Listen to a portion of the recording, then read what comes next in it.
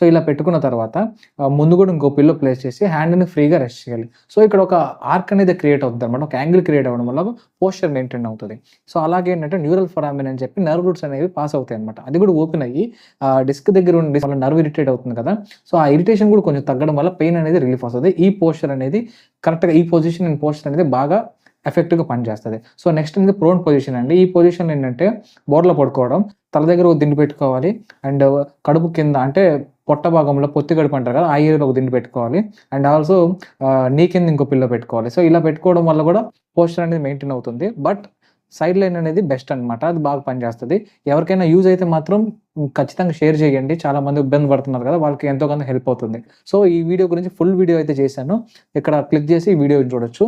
మీకు ఎవరికైనా ఫ్రెండ్స్‌కి గాని, ఫ్యామిలీకి గాని ఈ వీడియో అయితే యూజ్ అవుతుంది అనిపిస్తే ఖచ్చితంగా షేర్ చేయండి. మన ఛానెల్‌కి సబ్స్క్రైబ్ చేసుకోండి. ఇలాంటి హెల్త్ టిప్స్ అనేవి వస్తూ ఉంటాయి. Thank you so much. By.